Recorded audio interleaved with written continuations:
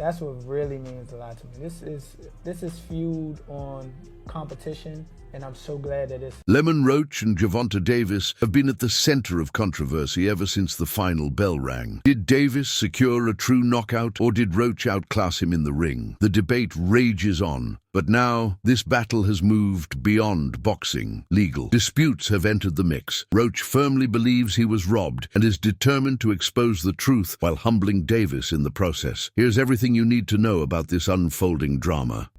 That was saying that this is a really tough fight. Like, Lamont Roach is a serious fighter. I said it might not be the biggest profile fight, but it's actually quite a tough fight. And Shakur said to me, like, even the day before, I'm telling you, he's going to have big trouble tomorrow night. And I just feel like hopefully this could be the little something that gives Gervonta a little wake-up call to take him back to the mindset. Roach delivered a performance that left fans and analysts questioning everything they once believed about Gervonta Davis. His power, speed, and dominance. None of it was on display the way it had been in the past. Instead, it was Roach who dictated the pace, landed the cleaner shots, and exposed vulnerabilities in the former undefeated champion. From the opening rounds, it was clear Roach wasn't just there to survive. He was there to take control.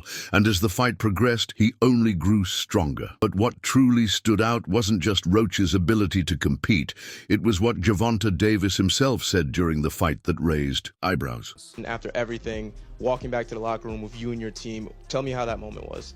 I was pissed. I found myself getting like a little upset, but I shook it off. I got a lot of great people in my corner telling me that I don't need to have my head down, that I perform well. You know, they just uplifted me, because I ain't gonna lie, I don't like... Roach revealed that throughout the fight, he and Gervonta Davis exchanged words, but one comment from Davis in the later rounds stuck with him. It almost felt as if Davis already knew what the decision would be, regardless of what happened in the ring. When we were talking in the 12th round, maybe the 11th, he said something that caught me off guard, Roach recalled. He was like, "You ain't gonna win." I asked, "Why not? What are you talking about?" And he said, "They ain't gonna give it to you." That moment left Roach questioning everything. Did Gervonta Davis already know something? Was the outcome predetermined before the final bell even rang? Because when the decision was announced as a draw, it was exactly what Davis had predicted. Oh, something funny? When we was talking in like the 12th round, I think the 12th or 11th, we was talking right? But he like, "You ain't gonna win." I said, "Why not? What you talking about?" He like, "They ain't gonna give it to you." I said, "Oh, is that right?" So, you know, that's how boxing works.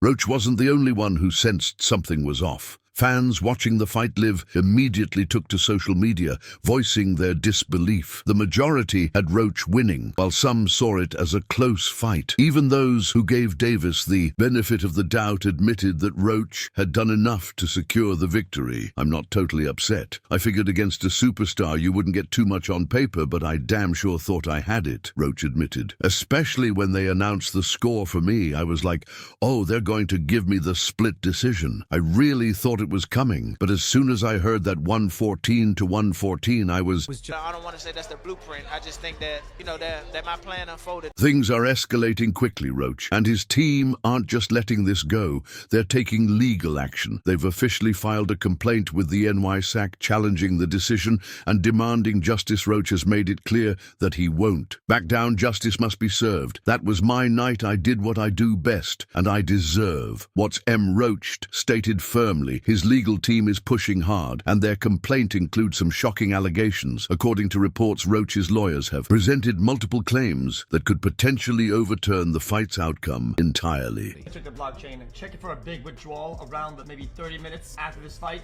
No shot. Somebody put the house on draw and just got a like 22x like that. A draw?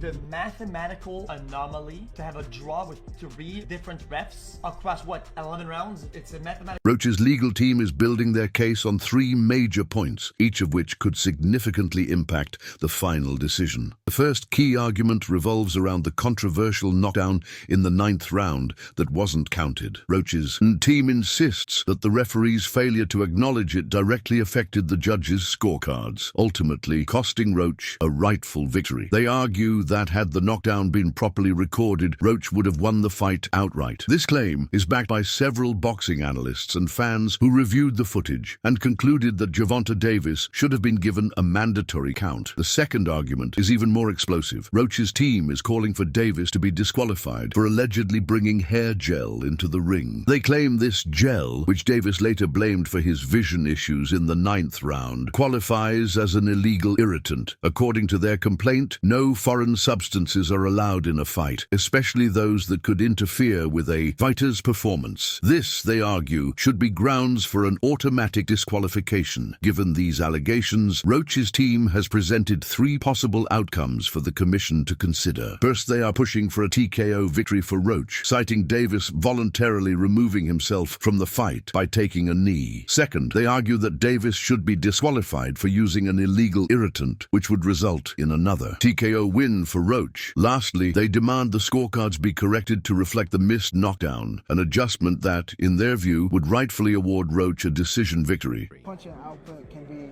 raised and things like that. Can be better than 32 punches? That's ridiculous. I think so. All right, so throw 40, maybe you get him out of there quicker and you can go home. Fans remain divided, some backing Roach, others standing firmly by Gervonta Davis. This has escalated far beyond a simple fight result. It has turned into a full-scale legal battle, with the New York State Athletic Commission, NYSAC, under intense pressure to respond. If Roach's appeal is successful, this could go down as one of the most shocking fight overturns in boxing history.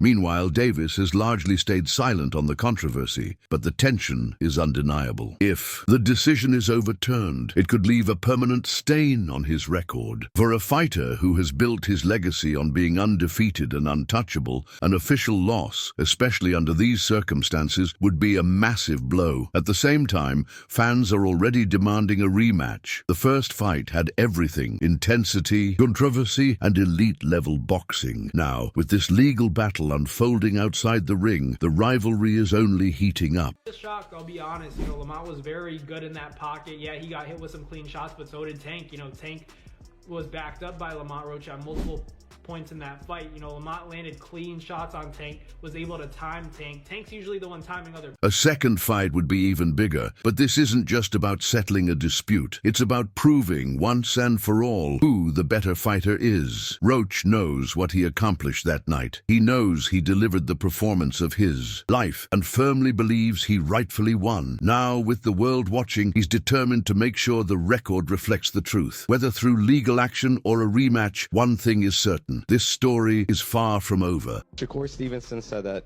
if you can't get the rematch, he has a championship fight waiting for you. What do you think about that? That's why I love him. Genuinely speaking, man, that's what I want to do. I want to fight the best fights. Like I said, hopefully we can get the rematch. If not, more than likely we can get in there with Shakur because, we already talked. At the center of this controversy is WBA President Gilberto Mendoza, who has acknowledged that the F from this fight is too big to ignore. Mendoza has hinted that an immediate rematch might be the only way.